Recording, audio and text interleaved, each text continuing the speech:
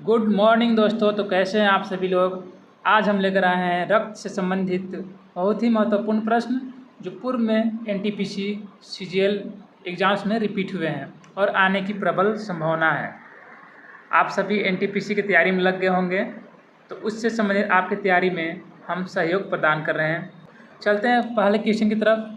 प्रथम क्वेश्चन है, brain haemorrhage किस विटामिन के कारण होता है। हमें यहाँ विटामिन के बारे में बोलना है। कौन सा विटामिन ब्रेन हेमरेज मतलब जिसमें नर्स फट जाता है ब्रेन का, उसके लिए रेस्पॉन्सिबल होता है। वो विटामिन है विटामिन के। विटामिन के को फिलोक्विनोन भी बोला जाता है,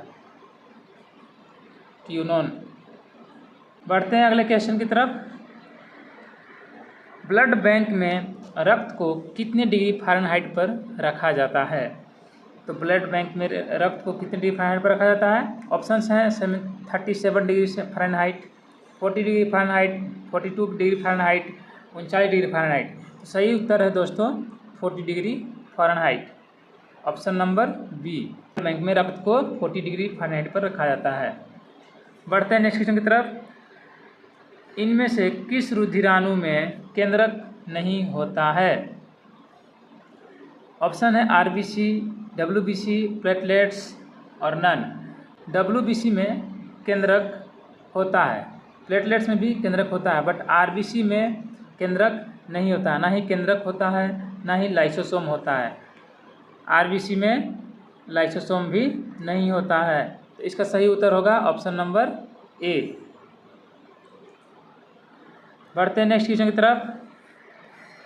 लिम्फोसाइट क्या है। लिम्फोसाइट आरबीसी है, डब्ल्यूबीसी है, प्लेटलेट्स है, क्या है। लिम्फोसाइट डब्ल्यूबीसी का एक प्रकार है। सही उत्तर होगा ऑप्शन नंबर ए। लिम्फोसाइट हमारे शरीर के रोग प्रतिरोधक के रूप में कार्य करता है। बढ़ते हैं नेक्स्ट क्वेश्चन की तरफ। निम्नलिखित में से कौन सा अशुद्ध रक्त का संचार करता है। तो अशुद्ध रक्त का संचार कौन करता है दोस्तों। आप सभी जानते हैं पल्मोनरी शिरा, जो जिसको हिंदी में फुफ्फुस शिरा भी बोला जाता है, ये शुद्ध रक्त को संचारित करता है। जबकि पल्मोनरी धमनी, जो जिसको फुफ्फुस धमनी भी हिंदी में बोला जाता है, यही अशुद्ध रक्त का संचार करता है। सही उत्तर है दोस्तों ऑप्शन नंबर बी। बढ़ते हैं नेक्स्ट क्वेश्चन की तरफ। भ्रूणावस्था में आरबीसी का निर्माण कहाँ होता है। ऑप्शन है बड़ी आंत, प्लीहा, हृदय, यकृत। इसका सही उत्तर होगा दोस्तों प्लीहा और यकृत। इसके दोनों हैं, दोनों जगह पर स्प्लीन में एंड यकृत, दोनों जगह पर आरबीसी का निर्माण होता है। क्वेश्चन नंबर 7 है, सीरम क्या होता है। आप कभी कभी जाते हैं होंगे हॉस्पिटल्स में, तो वहाँ पर मांगा जाता है कि मुझे सीरम की ज़रूरत है। सीरम एक्चुअली क्या होता है कि प्लाज्मा में 2 टाइप्स होते हैं। प्लाज्मा 2 टाइप्स होते हैं। प्रथम टाइप्स को बुलाया जाता है फाइब्रिनोजिन और दूसरा टाइप को बुलाया जाता है प्रोथ्रोम्बिन।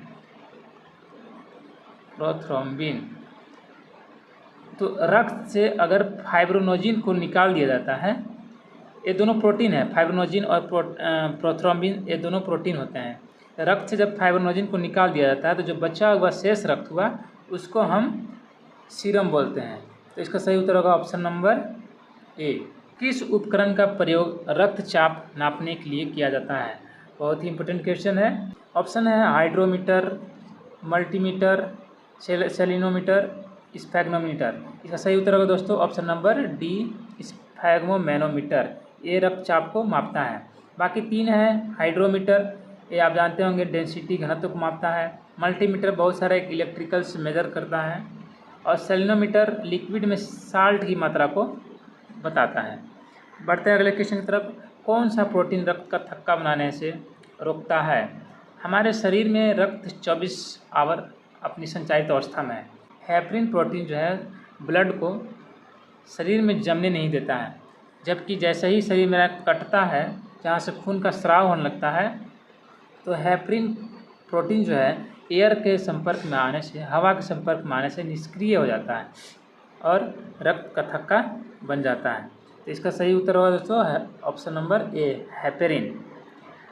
अगला क्वेश्चन है, कौन सी रक्त वाहिकाएँ शुद्ध रक्त फेफड़ों से हृदय में ले जाती है। फेफड़ों से हृदय में ले जाने वाली शुद्ध रक्त वाहिकाएँ कौन है? तो ये है फुफ्फुस शिरा, पल्मनरी शिरा वेन, जिसको पल्मनरी वेन बोला जाता है। फुफ्फुस शिरा शुद्ध रक्त को फेफड़ों से हृदय में ले जाती है। Option number D. एक कोट है दोस्तों, फोकस खुद पर करो जब तक लोग तुम पर फोकस न करने लग जाएं।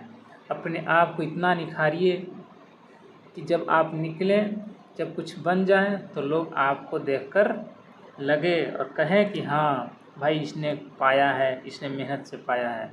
तो उसको बोलते हैं फोकस आप अट्रैक्ट करना। तो आप अपने फोकस में लगिए, अपना मेहनत में लगिए। अगला क्वेश्चन है, इनमें से कौन सा रक्त का कार्य नहीं है? रक्त का क्या क्या कार्य हैं, क्या कार्य नहीं है, इसके माध्यम से समझते हैं। रक्त का कार्य नहीं है हमसे पूछा गया है। पहला ऑप्शन है रक्त CO2 और O2 का परिवहन करता है, सही है। रक्त शरीर का pH मान को नियंत्रित करता है, रक्त सही है। दोस्तों रक्त का pH मान कितना होता है? 7.4। अगला है रक्त शरीर का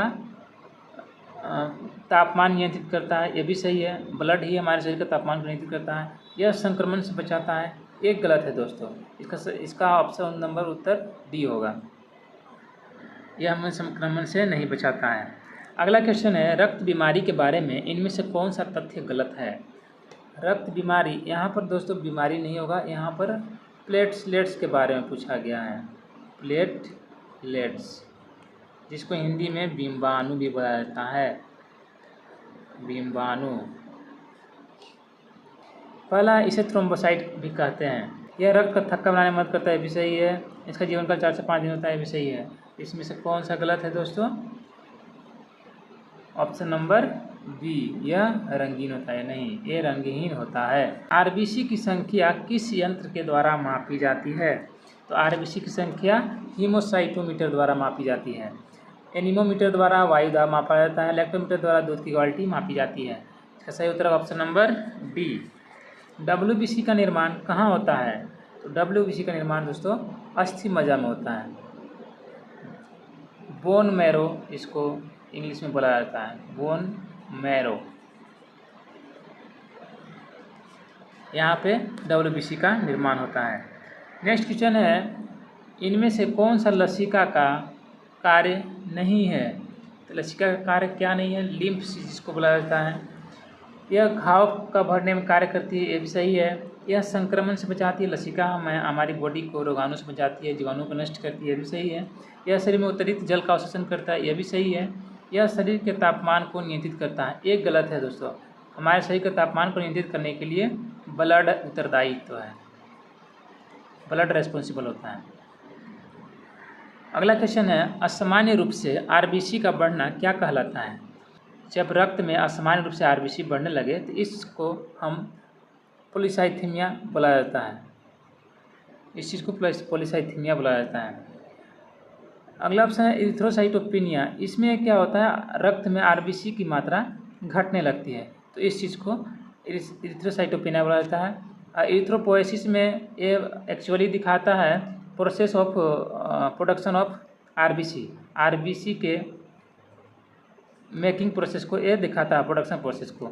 और लीकोपोएसिस में WBC को प्रोडक्शन प्रोसेस को दिखाता है, WBC के प्रोडक्शन प्रोसेस को ये प्रदर्शित करता है। क्वेश्चन नंबर 17 है, एंजाइना या एंजाइना पेक्टोरिस नामक रोग किस से संबंधित है? किस से संबंधित है? इसका सही उत्तर होगा ऑप्शन नंबर सी, हृदय। इसमें हृदय में एकाएक दर्द बढ़ जाती है। अगला क्वेश्चन है, 120 दिन बाद RBC को कौन निगल जाता है? आप सभी जानते हैं RBC का जीवन काल जो होता है 120 दिन होता है। तो 120 दिन बाद इसका होता क्या है? इसे फेगासाइट्स द्वारा निगल लिया जाता है। क्वेश्चन नंबर 19 है, WBC कितने प्रकार के होते हैं? WBC कितने प्रकार के होते हैं? ये 5 प्रकार के होते हैं। कौन कौन होते हैं? मोनोसाइट्स, लिम्फोसाइट,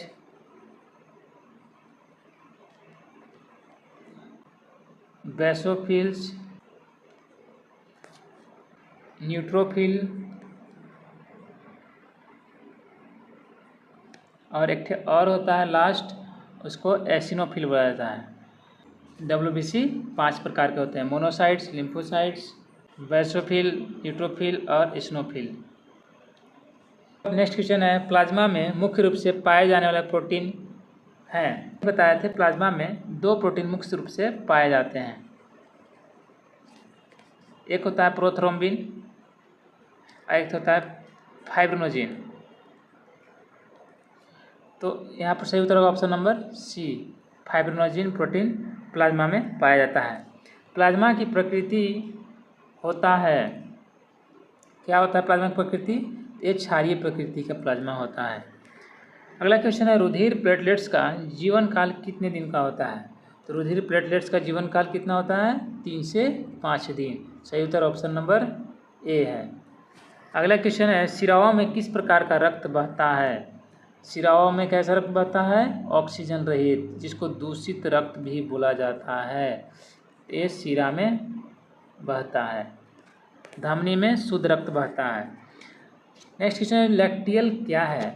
लैक्टियल लसिका कोशिका को बोला जाता है, ऑप्शन नंबर ए। अगला क्वेश्चन है, रक्त कौन सा ऊतक होता है? तो रक्त संयोजी ऊतक होता है। रक्त को कनेक्टिव टिश्यू बोला जाता है, टिश्यू। यहाँ पर क्वेश्चन समाप्त होता है दोस्तों। उम्मीद करते हैं आप सभी को अच्छा लगा होगा। मिलते हैं अगले वीडियो में, तब तक के लिए धन्यवाद।